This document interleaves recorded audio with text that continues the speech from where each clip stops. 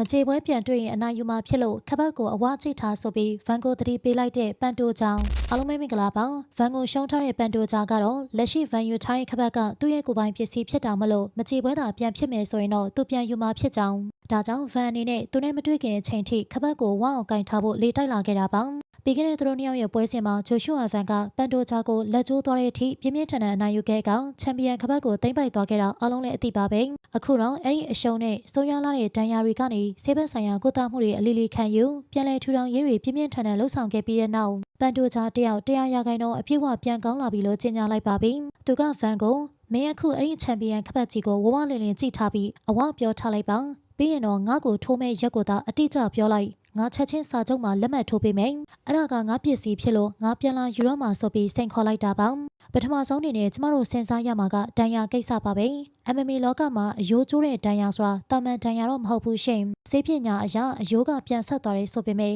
ကစားသမားရဲ့စိတ်ပိုင်းဆိုင်ရာမှာကြီးမားတဲ့အမှားရွက်ကြီးကြံ့ရစ်ခဲ့တတ်ပါတယ်ကျိုးဝိုင်းထဲကိုပြန်ဝင်တဲ့အခါမှာကိုယ့်ရဲ့လက်ကိုအရင်လိုယုံကြည်မှုအပြည့်နဲ့အားကုန်သုံးရဲပါမလားဆိုတဲ့တန်တရားကလည်းအများနဲ့ချောင်းလန့်နေတတ်တာပါပန်တိုဂျာအနေနဲ့ဒီလိုကြီးမားတဲ့ဒဏ်ရာကနေပြန်သက်သာလာပြီးအရင်လိုသားရဲတကောင်ရဲ့စိတ်ဓာတ်မျိုးပြန်ရဖို့ဆိုတာကတကယ့်ကိုအကြီးမားဆုံးစိတ်ခေါ်မှုကြီးပါသူ့ရဲ့စကားတွေကသာပြင်းထန်နေပေမဲ့လက်တွေ့ကျိုးဝိုင်းနဲ့ရောက်တဲ့အခါမှာတော့အဲ့ဒီယုံကြည်မှုကိုလက်တွေ့ပြသနိုင်ဖို့ကအဓိကတော့ချက်ဖြစ်လာပါလိမ့်မယ်တစ်ဖက်မှာတော့ဗန်ကပန်တိုဂျာကိုအနိုင်ယူပြီးကြတဲ့ကသူ့ရဲ့ယုံကြည်မှုကအမြင့်ဆုံးကောင်းကင်ကိုရောက်နေပါပြီချန်ပီယံဟောင်းရဲ့လက်ကိုချိုးပြီးတော့ခပတ်ကိုလူယူနိုင်ခဲ့တဲ့ဆိုတဲ့အချက်ကသူ့ကိုတာမန်ကစားသမားတယောက်အဆင့်ကနေအောင်တကွန်ကျိုးဝိုင်းရဲ့ဧကရစ်တစ်ပါးလိုခန်းစားရစေပါတယ်ဗန်ရဲ့ထိုးချိတ်မှုအရှိန်ဟုန်မာကျုံမှုနဲ့တိကျတဲ့တိုက်စစ်ဆင်မှုတွေကပန်တိုဂျာအတွက်တော့အမြဲတမ်းအိမ်မက်ဆိုးတစ်ခုဖြစ်နေမှာပါမကြေပွဲပြန်ဖြစ်ရင်တော့မှဗန်ကလုံးဝနောက်တွန့်သွားမှာမဟုတ်ဘဲနဲ့ပန်တိုဂျာရဲ့အားနဲ့သွားနိုင်တဲ့လက်ကိုပဲရည်ရွယ်ချက်ရှိရှိပြစ်မှတ်ထားပြီးတော့ရဲဆက်ဆက်တိုက်ခိုက်လာမှအသေးချပါပဲအခုချိန်မှာတော့ဗန်ကလက်စွမ်းအရာရောစိတ်သက်ပိုင်းအရာပါအမြင့်ဆုံးကိုရောက်နေတဲ့အချိန်ဖြစ်လို့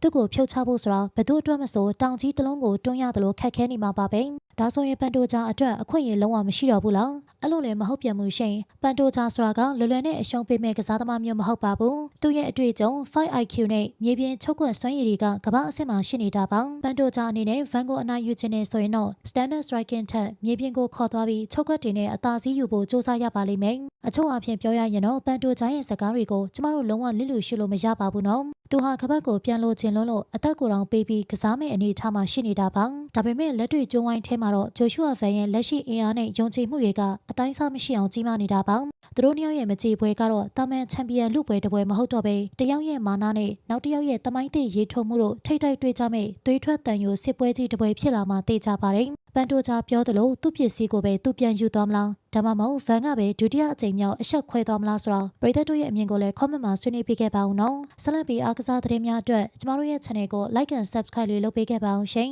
နေ့ရက်တိုင်းအတွက်ပျော်ရွှင်ပါစေ